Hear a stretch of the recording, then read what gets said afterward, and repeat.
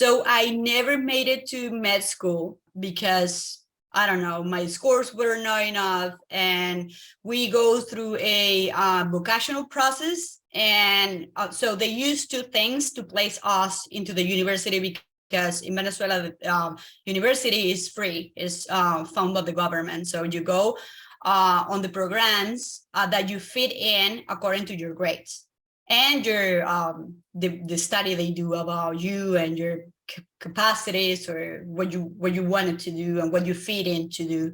So I had three options. So I had med school, dentistry, and PT. And because my scores were really bad from school, I was placed in the third. So I was like, I don't want to do this. I don't even know what they do. Like, I have never heard of someone doing PT, like, but whatever, this is what I have. And I'm going to use the opportunity, and I'm going to go and see how it goes. If I don't like it, I'm going to be there for a year, and then I transfer to other university, or I try to go through a test again, because you have the opportunity to take a test as well. So I went there. I fell in love the first day, like no one, because people sometimes said like, well, it took me a year to fall in love. No, it was immediately. It was really hard. I was another person from the person I was at school. I was on the first of my class. I graduated number 3 on my prom, which is, I mean, it was the result of how much I love the career and how good I felt during the whole thing. So overall, I can say that I have a successful college university experience. I graduated in 2013, and I found a job. I was just 23 years old in a huge hospital, where I remember my patients waiting for the PT to come. Like, when is the PT coming? Because I imagine you're the assistant. I was like, no, I'm the PT. So I worked there for 6 years. And everything started coming downstream in Venezuela with the whole social and political crisis. So inflation was getting out of control. I was kidnapped at one point doing rock climbing in the middle of a national park. And I think that was a breaking point for me. Like, economic is really bad. My physical therapy in Venezuela doesn't have, as I said, a doctorate degree, and we don't have a specializations either. So you're just PT and you work there forever. That's basically what you're going to be doing with the rest of your life. There's no higher level of education. You have to come to the US and do your, post-grad education, whatever you need, your specialization, and then you come back to Venezuela to be specialized. Or you can work an area, and that's what you consider being a specialist, because you've been working in the area for determined time frame. So I worked as an orthopedic PT for 6 years. I have all these life events that, twist my life. My husband was living here already. We have, low distance relationship. He was playing the PG Tour, and he went to college here. So even though he moved really early to Venezuela, he kept the connection going back and forth. We started a relationship. I have part of my family here. And everything was like pointing to move to another chapter of my life. I didn't speak the language at all. That was 2018. Yeah, so I moved to the US to study English and to see how it goes with the whole process of getting my PT license. I studied English 2 years while I do the whole process. Like, I got all my papers from Venezuela. It was a mess, but I overcome it. So it took me 3 years to get everything together. Wow. And by April this year, my report came, because they give you a report that says that you are qualified to work or to apply to the license, because your education is equivalent to the US education, PT education. So I finished in April, but I joined the PT hustle in October. So the board was like, we don't know what to do, because, I mean, you're fine, you look fine. The only thing we can do is come to a meeting, to the meeting that we are supposed to go at least once a year for a hearing. We need to listen what's going on. It was freaking traumatizing. It was, I mean, you're going there to seat in the same seat the people that commit felonies and frauds to Medicare and sitting at the same time. And you're going there, it sounds rhetorical, but to prove that you're a physical therapist. Yeah. So it was, it was like, it was devastating emotionally. And I mean, it was really stressful because imagine coming to sit for the NPTE, having all your thoughts and secret doubts about yourself because you're just moving to a new country, you don't speak the language well, and now they're telling you that you're not PT. Right. So you tell yourself every single day that you're not worthy, that you're not enough, because it's really unfair to hide that we do that more than we should. So imagine having to fight against like the huge organization to prove that you from South America and coming here to take this test, and they're telling you that you're not, but you have to prove that you are. So at the end, it was a waste of time. I lost a month. So it was a little bit late for July test. I tried really hard, but I couldn't make it. My scores were not enough. I was on the 50s. I was really stuck on the 50s, like high 50s, but I was not moving out of there. And I decided to withdraw and then sit for October. I was feeling super confident because I seen through the whole program my score increasing, like stoppably. And I'm assuming, I have like all my grid stuff written down for my goals, and I need my 612 on the beat and whatever. And once I get close to the test, I got stuck in the 60s again. So like a month before the test. Everyone told me like, therapy, you cannot compare therapy yet with the PED, they're different tests, they're worded different, so maybe you're going to do better. Sarah, I did the worst.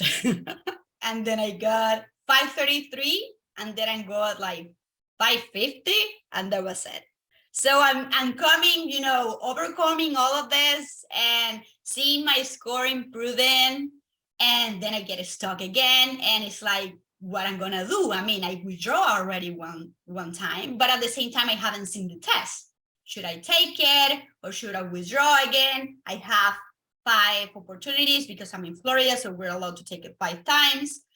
Should I take it? Should I burn one and go for it, even though the FSPPT is telling me that you are just 41% possibilities of passing compared to 91% of American trains PT, because they have the numbers in the website. My husband is a guy in the finance work, and he lived through numbers, and I talked to him like, hey, you love the statistics, and we're seeing the numbers, and what you think, should I go?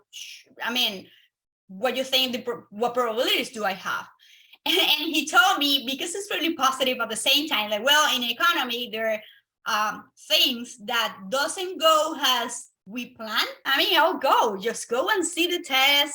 I mean, take the risk. I'm not a risky person. I'm super structured person. I want to do everything by the book, and at the same time, my closest study partner, he failed it once. And then he's really controlling as well. He has this, perfectionist personality, and we're really close. So I said with him, like, Andrew, what should I do? And he was like, well, Male, I don't know.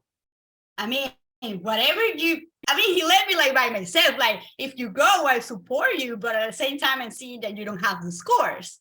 So I'm going to be with you I'm going to be here for you, whatever you choose to do. But I mean, I feel you. I understand what you're concerned, because he withdrew once. So, I find myself through this path of the setting, what I'm going to do. I talked to Maria Teresa as well, Semenko, and Maria passed the PED before she failed. And she was telling me like, Male, I passed. I mean, I got 60 something and then I failed. So if you go, that's going to be risky, but at the same time, I cannot tell you don't go. And then I talked to Nick, and Nick told me like, come on, Maria, we've seen it all. So I think you're ready. Like, he gave me really nice tips. Like, I was no coaching myself to the test, and I will never forget those words from Nick. We talk, we talk, we talk. We tried to go like through everything I was doing. He was like, okay, but there is nothing wrong. You're doing everything really well. So what's happening? And I'm telling him like, well, Nick, I'm talking really bad to myself during the test. I went back to therapy like 2 months before the test. I've been into a therapist process for, there is impossible to do everything I just saw you by yourself. Because even though I talk about this, like, super, like, it didn't affect me. It affected me a lot. I cry a lot. I thought many times that it was impossible, that I have to change my career, which is really hard for me because at this point, like 10 years after graduating, I realized, Sarah, that being a PT is not just your career. It starts becoming part of your identity. So you have to now, let go a part of yourself, like the memories I have made with the illusion I have of all these memories and all this amazing job I did helping people and, guiding them through the worst moments of the life. Because if you're treating a patient that have an amputation, that's maybe one of the worst moments of the life. And seeing them overcoming those circumstances make you feel different. It's not just being sitting on a computer doing numbers for someone else. You're actually feeling purposeful and you're getting nice money, because we gotta be clear, it's a career that allows you to move to another country, to, it helps you economically. We cannot set that aside. So I prepare myself for the whole process and then for the test with my therapist. And then I found things in common with what Nick was telling me and what the therapist was telling me. Yeah, like you're literally letting your mind control your psyche. And when the emotion is high, the cognitive part of your brain is going to be really low. So you have to literally find a balance, understand that you're capable, that you've been doing this for 10 years of your life, and you just gotta trust. But I'm not a trusty kind of person. I want to control everything. So working on letting go control in my therapist process, plus talking to Nick and getting more specific tools to face the test, I think it helped me. It helped me a lot. If you had to pick one, even if it's something you already said, like what do you think is the main problem you ran into? Myself. Myself, 100%, because I mean, we believe, and I think I talk about this on Friday on our class, we believe all thoughts that cross our mind. Like we believe that that's a fact, and most of the time they're not. So they're just belief we're bringing from our childhood for things. I mean, I'm coming from a really Catholic, close, conservative community in Venezuela. I went to a religious school, and we're really conservative. We're really conservative. Women are supposed to do this and that. You cannot go that far. You cannot leave the country. You cannot achieve so many things because gender roles at the end are coming in place when you have to face all these situations. And all the things when you are in a stressful situation, I'm going to I'm going to be against you. I know they're not going to help you. So 100% like taking my mind in place and talking. Like I'm not a freaking talkative person. Like I can talk forever, but talking to everyone, like, well, I'm feeling this way, I think this way. I have really I made really meaningful relationships with my patients from Venezuela, and they follow me in my social media. I share the whole process on social media, and they were in touch with me, and that helped me a lot. But even though I had all these people, my family believing in me, Bernie pushing me literally like every single day, the worst enemy, it was myself. We just have to be kind to ourselves and like put down a little bit the expectations we have as well about the process, because this is a stressful process. And if we can't, for example, my case that I was coming from, 2 years of once a week therapy sessions, working really hard about my mindset, my belief, my traumas. We're coming with a higher expectations. We're expecting to be Buddha. We're expecting to not feel anything. We're expecting to go and just dominate the test. And we have to put things in perspective and understand that, wow, this is a lot. You're taking a test about your whole career, 3 years of your career that you finished literally 8 years ago, and you're supposed to remember everything, even though you don't use it in the practice, because practice looks completely different. Having all those thoughts and belief that you have to do well, that you have to be calm, that you have to have control of yourself, that you are not going to get in the way, those are kind of unrealistic.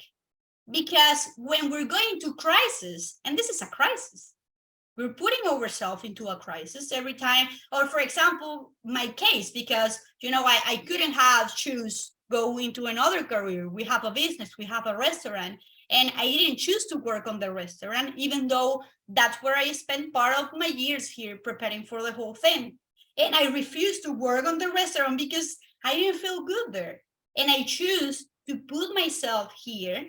And it's like, oh, it's really hard, because then you have what you're pushing yourself to do, your expectations, you as your worst enemy. So I think the best thing people can do is just be kind. You just have to be freaking kind. Be one moment at a time. Do the work.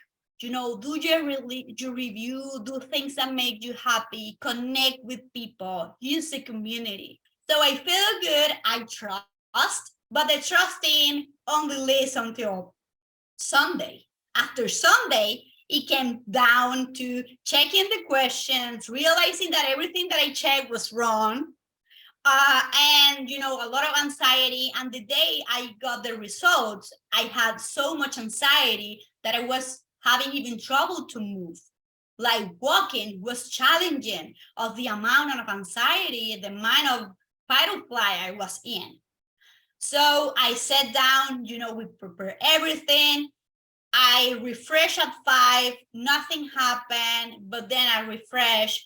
And at the same time, I was not waiting for the results to come. So I refresh at 5:10, and then it just popped. Like I was found out of guard. I was completely out of guard. And Bernie screamed like, "You found!" And yeah, I started crying immediately. Buy the therapy ed to get the test. Sarah, I never opened those books. Never. Like I think I opened it once because I think therapy ed has like a nice way of organizing a special test. Instead of just going through the McGee and doing all of them from the McGee, I think I used therapy ed just for that. Even though she went through all of that, she passed. And the last thing she told me when we talked last time, it was, Male, the program work, you just have to trust. And that was a core memory for me. Like every time I felt lost, I remember of Shailene being completely lost, having migraines, like having a lot of stress and stuff. And her telling me that, I mean, that was one of the tools I used to go through the test. If anyone's watching this right now and they're like on the fence about joining the PT hustle, what would you tell them? That they're wasting their time, basically. I mean, I understand. We gotta understand our privileges, and yeah. I think not everyone has the access to pay for a program like this. But if somehow you have the access to, get a credit card from a bank and pay the program with a credit card, because that's what I did. I was really broke when I joined the program, and I went to Bank of America. I request a credit card and I pay the program with the credit card. And that can be an idea as well, because when it's like a red point in the canvas. When you are so focused on it, there's no way you can find solutions. So if you don't have the money, you're gonna have the money in 24 months. So you can pay a credit card, they're gonna give you 12 months of free interest, pay the program, and I guarantee you're going to be done before those 12 months. Because if it took me 12 months, if you graduated here, if you saw the test already, I'm sure you can do it faster. But like, don't just focus in, I don't have the money, I don't have the money, I don't have the money. There's this guy here, I look at him, I know that's what I need, but well, this can be a solution. Get a credit card, pay for the program, and then you figure it out one thing at a time. You're gonna make it, and that's important. You need to believe that you're going to make it. You're going to be able to pay that credit card if you want from the first paycheck. So you have to believe it.